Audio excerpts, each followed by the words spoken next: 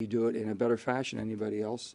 And we have the ability with the reserves to do much more during this crisis, time of crisis. So I hope we all take that in consideration.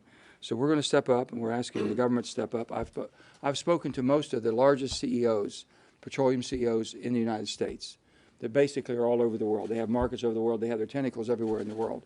And spoke to all of them, and I asked them, I said, I want you to do everything you possibly can. They said, we have basically started aggressively pulling back all of our investments and pulling back all of our dependency on Russian products.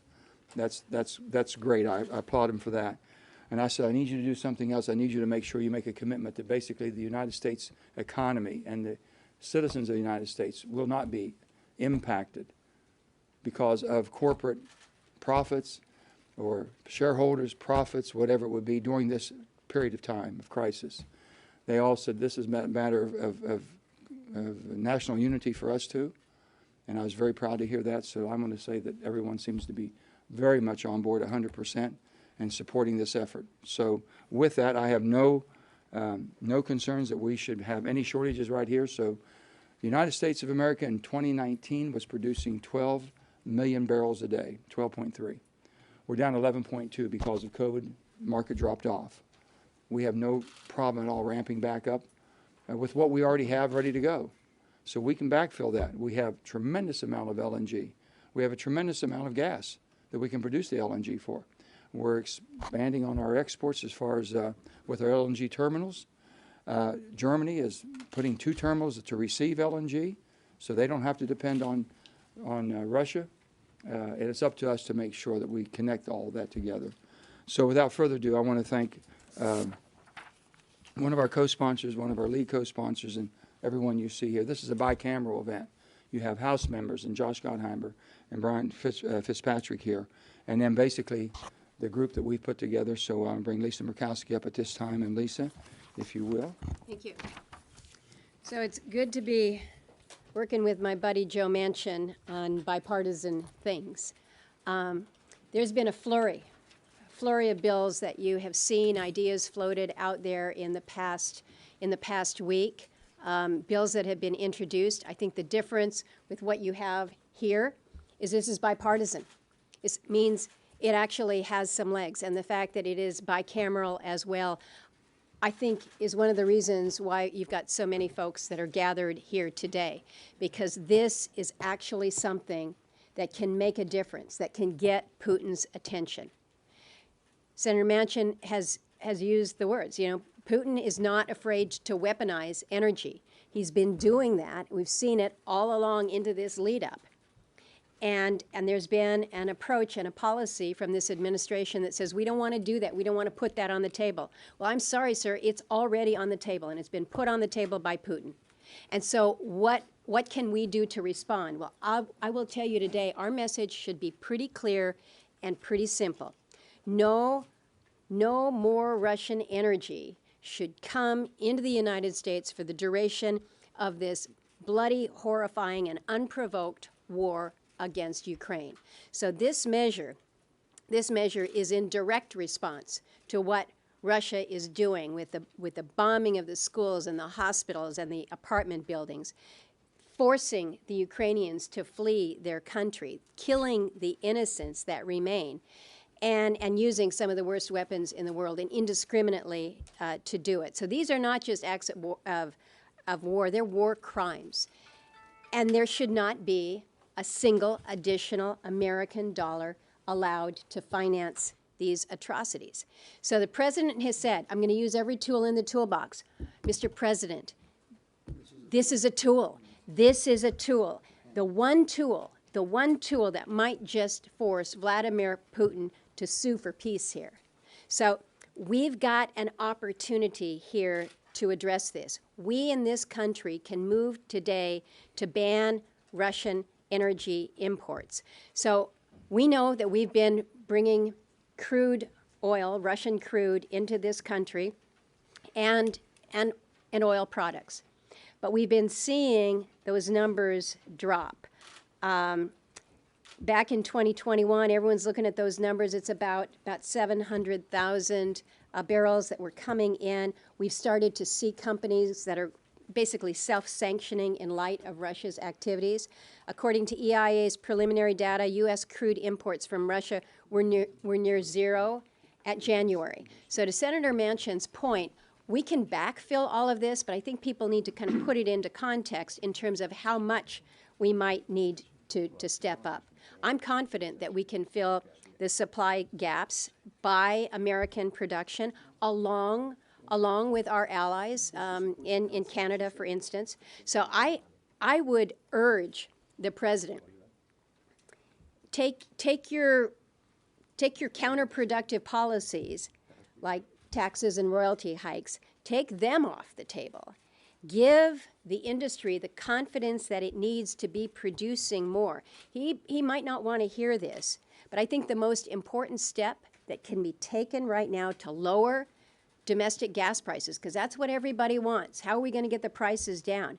It's almost psychological in nature.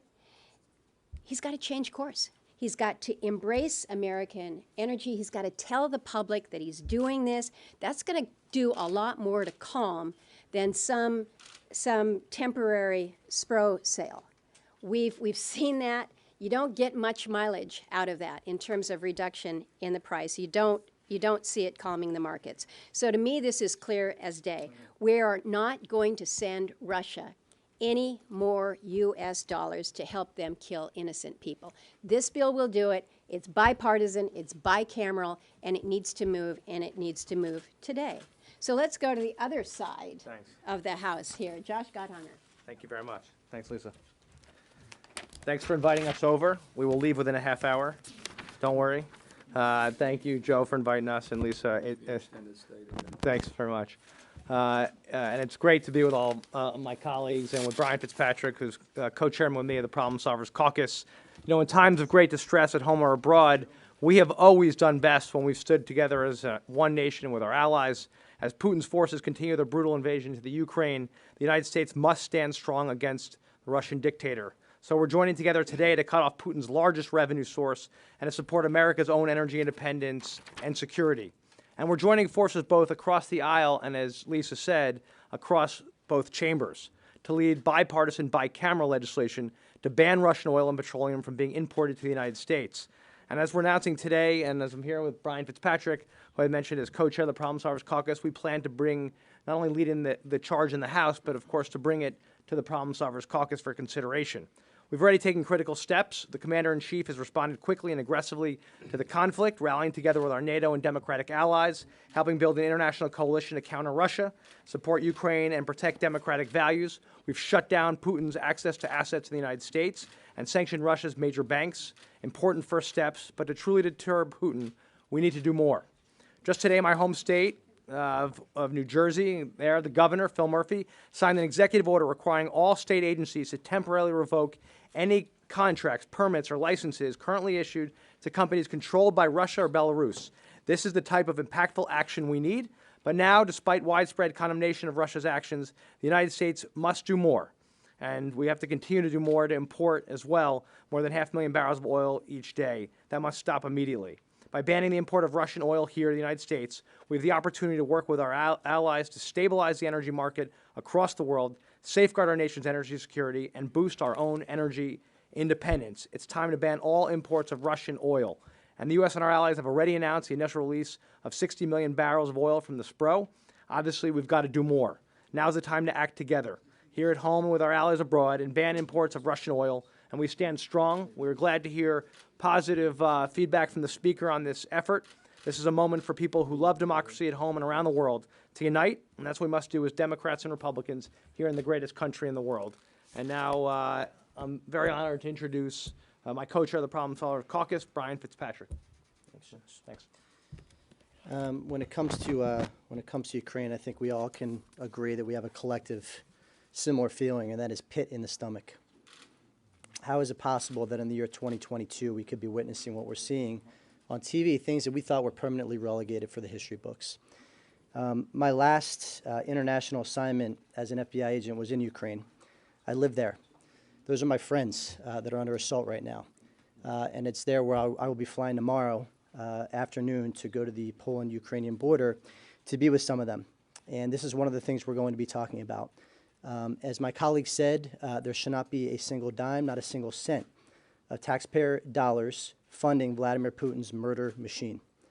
And it's a very simple concept. It's one that's overwhelmingly bipartisan, as is evidenced in here.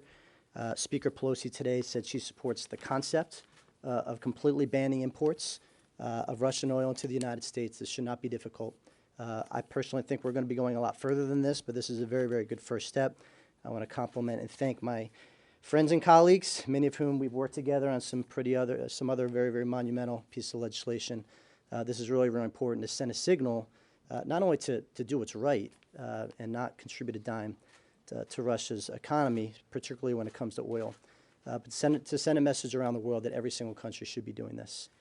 We have to tighten the noose around Russia's economy if we want to continue to deter him from killing innocent, amazing, courageous Ukrainian citizens, many of whom, close to half, were born after 1991, after they won their independence. They know little of and want nothing of Kremlin rule. And we got to do everything we can, as my colleague said, in our toolbox to make sure that we stand behind them unequivocally and unapologetically. Senator Tester from Montana. It's been said already, Putin has weaponized energy. I don't believe this country should be importing anything from Russia, but the fact of the matter is energy is something that Putin depends upon for his finances, and he's depending on it to fight this war in Ukraine. We see the tragedy that's happening in Ukraine for the last week.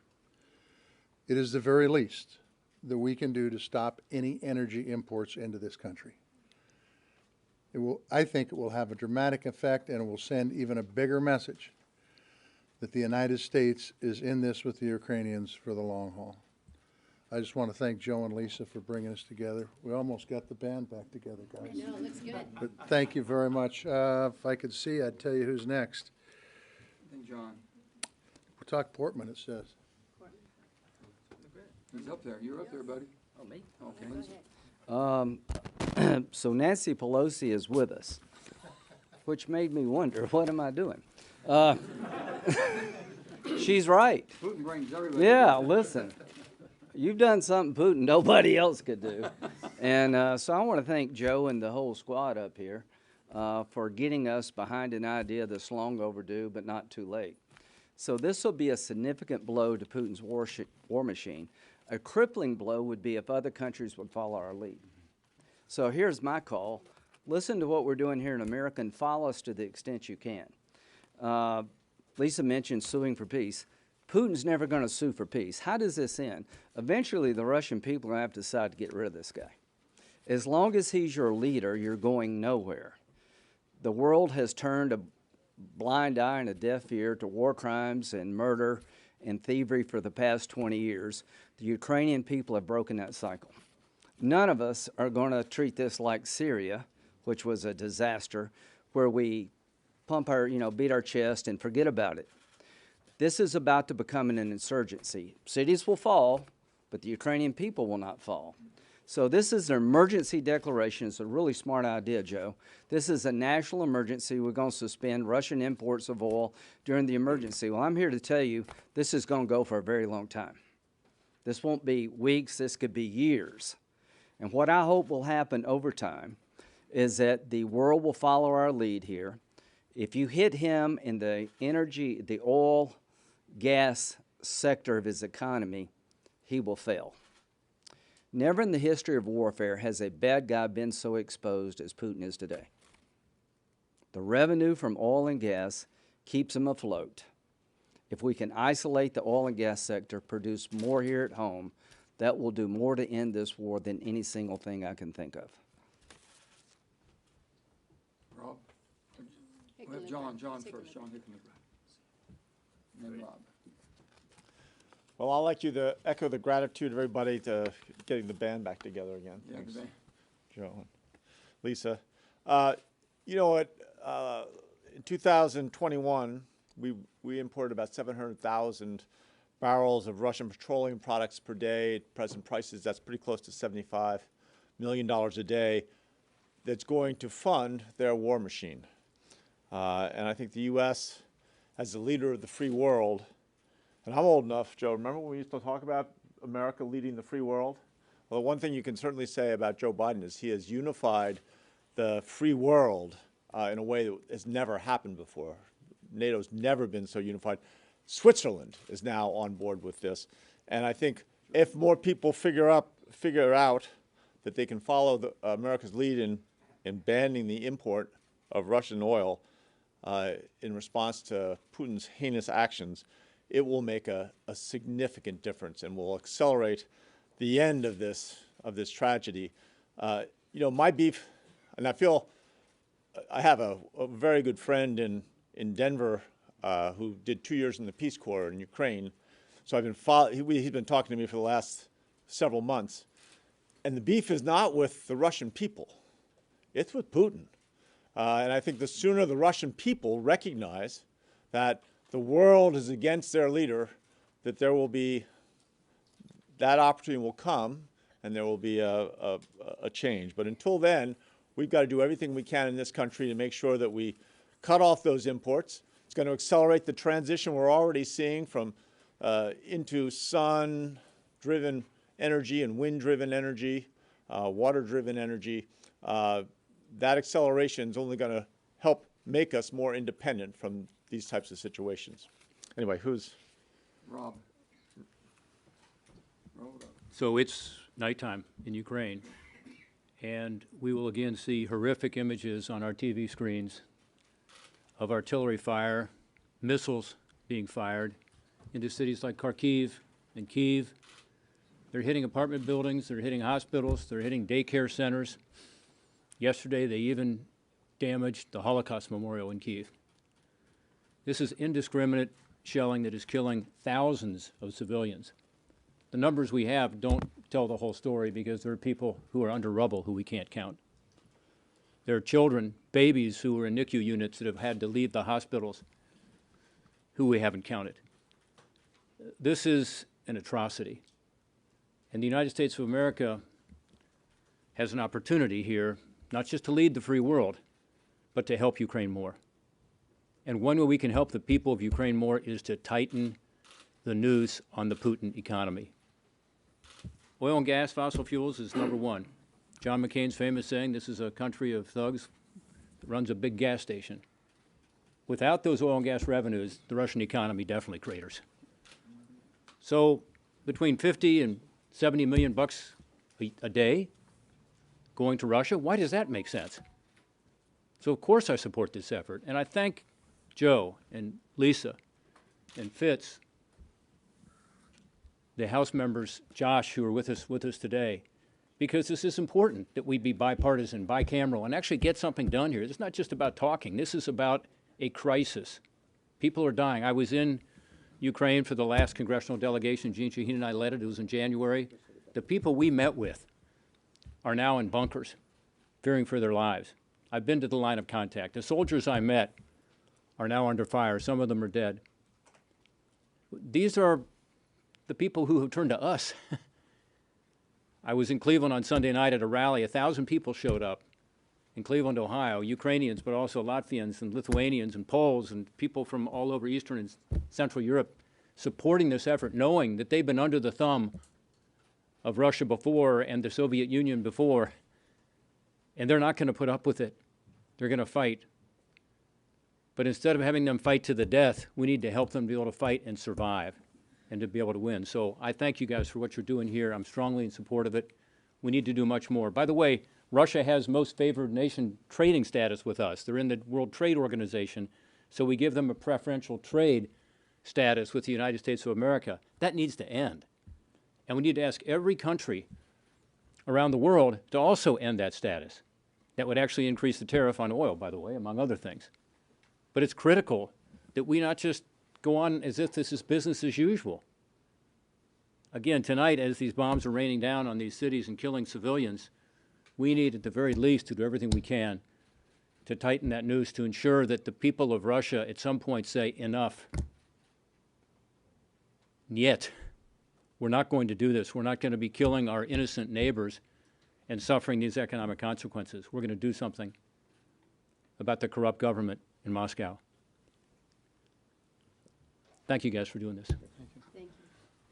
Well, I'm going to read something that just came out. The White House Deputy Secretary, press secretary, which I hope spoke on their own behalf and nobody else's behalf, basically said we don't have a strategic interest in reducing the global supply of energy. That would raise prices at the gas pump for Americans.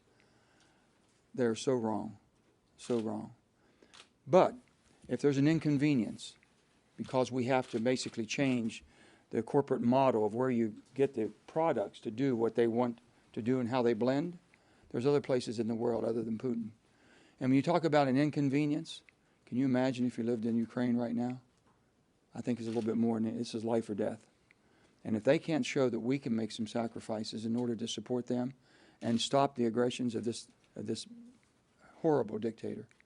And these are innocent people. What Rob just told you, we're seeing kids who are getting basically cancer treatment. And unbelievable, having a hard time getting a sterile place to do it. All of us, I mean, my goodness, for the sake of humankind, this is not right. And for us to think it might be an inconvenience, it's going to inconvenience people, it's going to be, but we don't have an interest in reducing. First of all, we don't have to reduce. We can basically produce whatever needs to be produced. We just do our job. Get back to 12 million barrels a day. Doesn't displace anybody or anything. I don't know what we're waiting on. Why was there such a big problem? We have the natural gas, more natural gas in almost any place in the world, next to the Middle East. But yet, if that's basically the desire that this press secretary, I'm not even saying this administration, but this press secretary or deputy press secretary, whoever it may be, put out a statement like this, it's irresponsible. Irresponsible. Joe, let me just add on that, because I think it needs take to some be reinforced that our legislation is not a global ban on Russian oil and gas. It is just domestic. Now, there's been press reports out there that if there were a global ban, it would have a definite increase in the price. We would see it here in this country as they would in Europe and in other places. This is domestic for purposes of this emergency. And so I think you've got a deputy press secretary that perhaps has not looked At what we're doing. our actual ban on domestic import from Russia. I spoke, I'll just give you a few of the corporations that we spoke to and making sure that we understood, or they understood. Conoco, Exxon, Chevron, Shell, Occidental, and Valero. Those are the biggest of the biggest that basically support the American market. They've all committed to do everything humanly possible to adjust wherever their sourcing may be, but have committed that basically they will absolutely pull away from Russian products. That's a strong statement from them. And do it by minimizing, if not affecting the markets here, because they have to make some logistic changes. We did not reach back anything that might be coming this direction. We did not reach back and stop it. We said anything in the pipeline, but what we will do is stop anything further purchases. That's what we're trying to do. With that, we'll take questions to anybody up here. Why would we not think this is not the second coming? The sanctions, and based on what you just read from the White House, if that's in fact accurate, where you had bipartisan senators willing to put sanctions into place, ostensibly that was undercut by the White House. Now you're telling us you have a bipartisan piece of legislation here to cut off this importation of oil from Russia. They seem to be undercutting that. Isn't this the second coming of that? Well, I'm hoping that they did not understand, as Senator Murkowski just pointed out to you, they haven't seen or haven't read our legislation. We just dropped the bill. So the bill's just dropped now. I'm sure that they are aware of it by now. They have it. The White House has it. They have it by now. Let's see what they do. That's the same thing that happened with the sanctions. And that's why that backfired. Well, let me just, the sanction, I'm not going to say that the strategy that was used there, I'm sure Lindsay can speak to it because he's involved on a day-to-day basis. But as I understand that the sanctions, and the reason they were trying to put basically the coalition of NATO. In order to do that, they didn't want to basically get ahead of them. They want everybody on board. Once Russia did what they did in the invasion of Ukraine, then they were able to move. That's what I'm understanding. This is different than that. This is absolutely different. And think about what has happened since kind of the deal fell apart, where there was supposedly a bipartisan deal, and then the White House comes in and says, no. That was 10 days, 12 days ago. Think about how the world has changed. you've got a unified group of allies, and the world has changed with sanctions out there. And Chad, to your specific question, I mean, I was one of the negotiators with Jim Risch and a couple others on our side, and this is entirely different. I just read the quote from Nancy Pelosi. I'm all for it. Ban it. I mean, our issue was we didn't have that kind of strong bipartisan support for pre-invasion sanctions, which is what we wanted to do. Would it have made a difference? Nobody can tell you that, but it might have. And now we are where we are. So we got to go forward and I think be more unified and act more quickly. And that's why I love, again, as I said earlier, the fact that we've got the House and the Senate, Yeah. Republican and Democrat all involved in this. It's a different situation. It has much higher chance of success. You had your hand up. I'll go there, and then Garrett, and then we'll jump right around. What share of responsibility do Democrats have in this? Gas prices have been high since before Russia invaded Ukraine, and a lot of the policies that President Biden put in place Yeah. got us there. So at this point, at what point would you push the president to reverse some of these policies, whether it's killing the Keystone Pipeline, banning drilling on federal lands, among other things? You sound like you're on my staff. We've been pursuing this. We really have. We have to have an all-in energy policy. There's no doubt about it. And I think what we see happening and what has happened in the last 2 weeks is something beyond our belief. We didn't think this would go to this event. We thought it, basically with the might of that military, everyone would have backed down. We've seen the strength of freedom, of peace-loving people with free. We've seen that strength. We've not seen that type of backbone for a long time in the world. It's people willing to stand up and put their life on the line. Can you imagine putting your wife and your babies on a train for safety and you're going back in? Or people coming over, or Ukrainians that basically are going over there to fight now? I don't think anyone ever thought that would happen. So we have to rethink. I would hope the administration would. We're going to be talking to them in I think, very civil tone that basically this is a time for America to stand tall. You know, they depend on us. The world depends on us. Energy has been weaponized.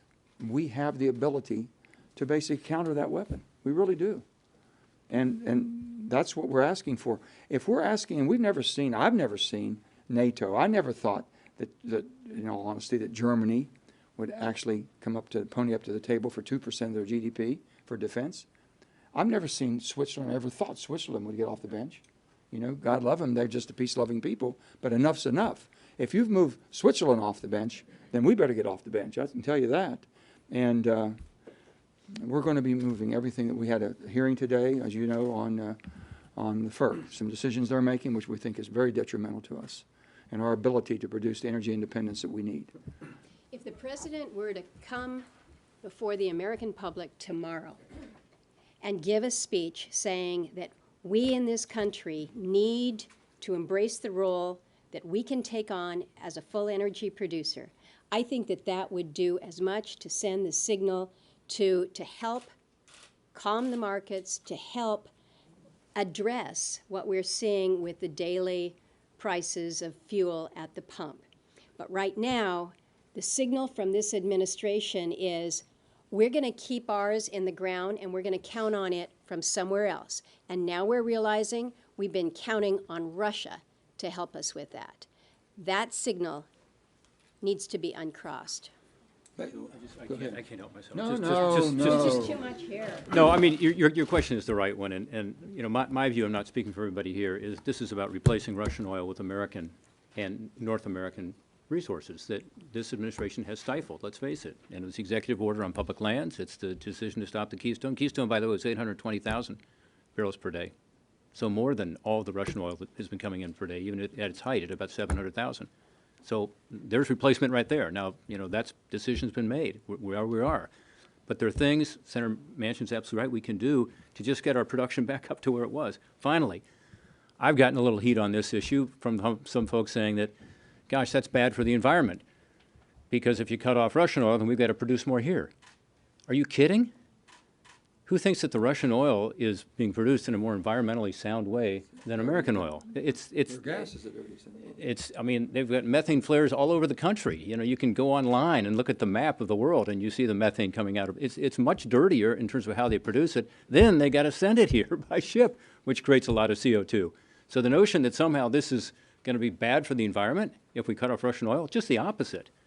It will lead to fewer emissions and also has obvious national security implications right now during this crisis. I'll give you an example. We have one pipeline, Mountain Valley Pipeline. If that pipeline's 95% built, they could finish it within 2 to 6 months. That pipeline would deliver 2 billion BCF, billion cubic feet a day, 2 billion cubic feet, to go into the market, to go to basically LNGs, to go to Cove Point, to be sent overseas. Immediately we could do that. So we have the ability to do what needs to be done. Yes. My question is actually for Senator Murkowski, because I think you were starting to address this in a point you made earlier. This legislation wouldn't take any oil out of the global markets. It's just a ban on U.S. imports of Russian oil. That's But it. because of it, energy markets are global. Somebody will buy all those barrels of Russian oil, be it India or China or someone else. So I guess in terms of punishing Putin, how does this do anything to do that other than keep our hands clean of buying his oil?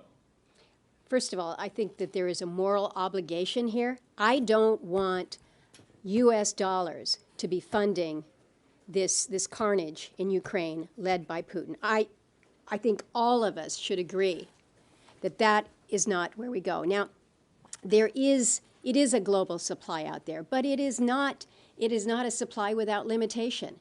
Now, we're going to be pushing to do everything that we can to get production up in this country, despite some of the policies that have been put in place that have held us back. Others will likely be trying to do the same. But you can't turn this on a dime. And so in the meantime, you're going to see around the globe pinch points. And what we all need to be doing is making sure that that pinch point is felt most forcefully in Russia, directly to Putin's accounts. So what we can do here in this country, because we are poised to produce more, if just given the right signal, we can help ameliorate the pressure on us. We can help ameliorate the pressure on our allies. But not if we just continue to say, well, we're just going to keep doing what we've been doing and effectively reward Putin. That's wrong. Let me jump in and say this. First of all, the market's shrinking. There's very few people that are buying Russian products. They're moving away every day. So you mentioned 2 too. billion people in India and Hold China on, that's still fine, buy it. that's fine. But that's a smaller market with less cost. He's going to be punished because he will not get the price he's getting. He's now playing the best price in the market. His market has shrunk dramatically, okay? So if you only had one game in town, I know I could only sell to you, you'd be a little bit tougher to deal with. I know that. But with that, we're sending a very strong signal, and we're sending a strong signal to our allies too. We're not disrupting the world distribution. Is that the missing piece of it? Is this more effective if 20 other countries step forward and say they're doing the same Countries thing? are Is that stepping the forward missing everywhere piece? humanly possible. They need backfilled. We should be able to be that backfill, and that's what we're working on. And there shouldn't be the LNG, we're going from 8% up to 13%. We got to get there quickly. We can go further than that if we do. We have oceans of energy. We have to use that. It's a political weapon today. I mean, not a political weapon. Well, political weapon, it's more a weapon, period. A weapon of war is what he's using it for. And basically Nord Stream. It is more effective if you have others that jump in. But not everybody else has the ability to do the backfill. And so they're looking to us and saying, what Can't the you help hell? us? What are you sitting on your hands? You know, and you're Nord Stream- asking us to keep taking it from Russia? No. They're looking to us and saying, you've got the ability to do more to help all of us. So do it. Nord Stream It's 2 not just right us now. saying this. Nord Stream 2 is charged, okay, ready to go? By the will of the Germans and the will of the Europeans, they've shut it down. That shows the resolve they have. Now, someone's got to help them, and as quickly as we possibly can. Let me say, I know we could go on all day long. I'm gonna just, hold on one second. I really, and then afterwards, but I want to say. One second. I want Brian, basically, we've all heard, and our hearts go out, and I just want everyone to take a moment of thinking about the Ukrainian people, as we sat here today, and the safety we have and the defense of our country. And think about these human beings are basically thrust in a war zone to where their children are at risk, they're at risk, their way of life's at risk, their homes are gone. Think about that. If that changed all in 1 week for you and me. And we had someone out there who's always been our friend. He said, man, I wish my friend come help me. I really wish my friend would come. That's really where they're at. Brian, why don't you, basically in his own native language, in your own No, native it's not my language. native language. Slavic No, reading. this, it's, it's just before 10 o'clock in Kiev. Night has fallen. President Zelensky, Mayor Klitschko, members of the Rada, members of the press are all wearing Kevlar, if they can find it, arms, carrying arms, if they have them available. Ukraine's independence is 30 years old. They're a very young country, and we were a very young democracy at one point.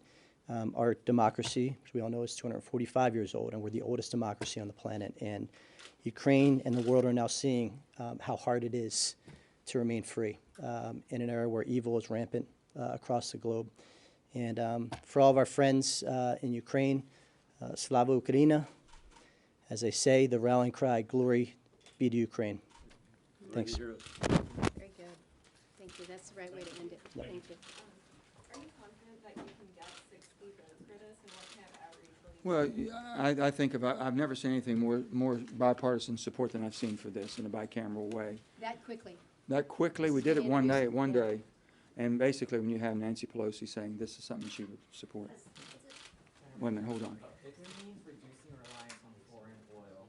Does that add any urgency in your view to kind of deal with your party on a reconciliation bill that contains a lot of the clean energy tax credits that you said you've been in favor of? Oh, no, we're willing to talk about anything. The bottom line is the production of fossil fuels right now. I mean, wind and solar's not gonna put natural gas over there, and, okay, that's, we have to be realistic what we're trying to do here. The bottom line is we can go from 11 million to 12 million overnight, if they just let us. We can build a pipeline in 2 to 6 months that gets 2 billion BCF.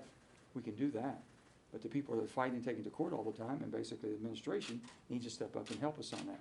And absolutely, we have to go forward with our climate solutions. I'm all for that. I've always been all for that. But it's not all in policy. I'm not gonna throw one out to win it for the other. You need the horsepower to run a country. You need the horsepower to be the superpower of the world and be able to have your allies depend on you. And we haven't been there for that. We've throttled back and never throttled back up.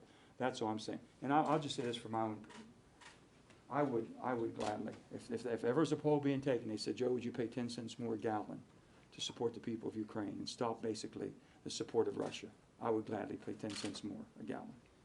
Senator Manchin, do you think people will feel that way after they've been told for months by everyone in Congress, inflation is a tax, it's a heavy burden? Inflation is a tax. This is war. Will people believe that? I have to ask them, take a poll. Okay.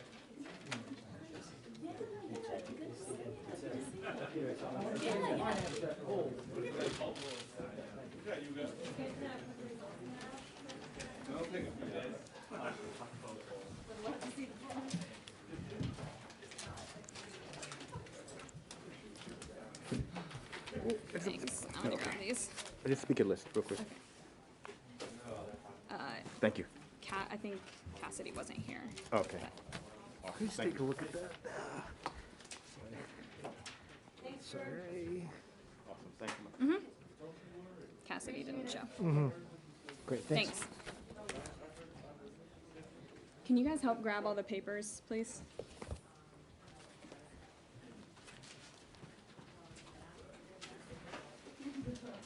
I got some things. Can you grab the binder? The binder or Or this? sorry, that.